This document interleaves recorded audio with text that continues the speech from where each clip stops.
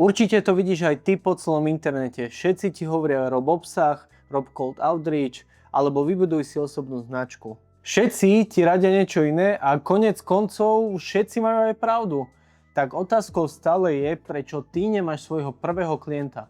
Tí najznámejší ľudia, ktorí o marketingu tvoria obsah, hovoria: tvor obsah a klienti prídu sami. Konec koncov majú aj pravdu, pretože keď máš výsledky, máš aj o čom točiť content, aj to tých ľudí baví pozerať. Ale nikto z nich neodpovedá na otázku, čo spraviť, keď si na začiatku. Pretože o čom budeš točiť obsah na internete, keď si vlastne ešte nikomu nepomohol. Takže tvorenie obsahu určite pre teba nie je prvý krok, je to skôr zosilňovač niečoho, čo už funguje. Takže keď už máš nejaké výsledky, tak obsah je skôr zosilňovač tých výsledkov, aby ťa videlo viacej ľudí a počulo viacej ľudí o tvojich výsledkoch. Ale teraz vám ja ukážem 3 metódy, ako to spraviť na začiatku. Ja som za to, že tvojim prvým klientom by mal byť najlepšie niekto, koho poznáš, alebo niekto z rodiny, pretože pokiaľ ti to nevyjde s nimi, tak jednoducho utvrdíš sa v tom, že možno to nie je buď pre teba, alebo jednoducho aspoň pochopíš, prečo to nefungovalo a čo spraviť, aby to fungovalo. Ale ako kontaktovať týchto známych? Najlepšie je, pokiaľ chytíš do ruky telefón, ktorý máš celý deň aj tak v ruke, alebo vytiahneš nejaký papier a pero a tam si vypíšeš potenciálnych známych, ktorí povedzme podnikajú alebo majú niečo, s čím by si im vedel pomôcť.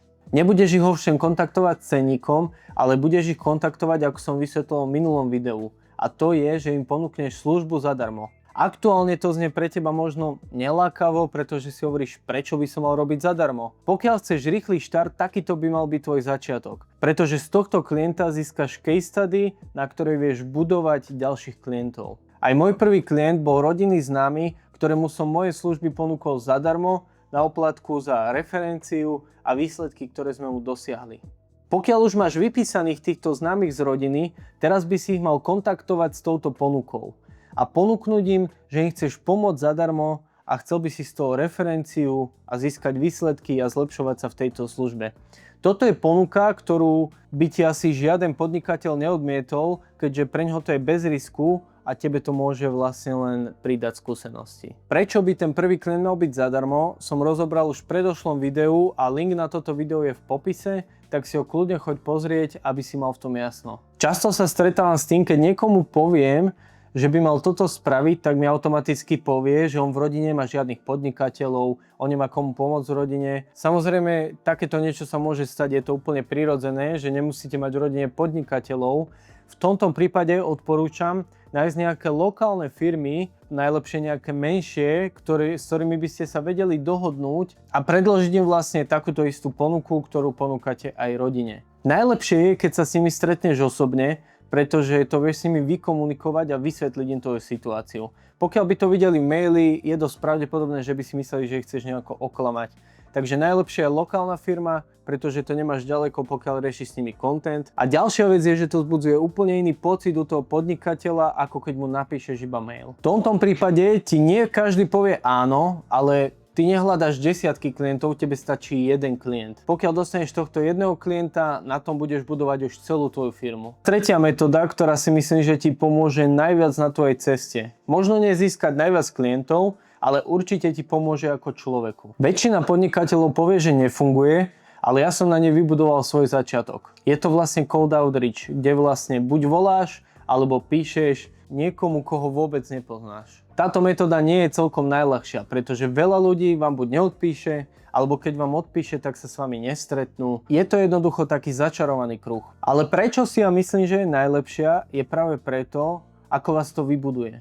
Vybuduje to váš charakter, vaše komunikačné schopnosti a takisto aj lepšiu prezentáciu pred človekom. Títo ľudia, ktorým budete volať, budú mať na vás veľmi ťažké otázky, na ktoré musíte odpovedať jednoducho. A práve toto vám vybuduje tie základy, ktoré potrebujete pri podnikaní.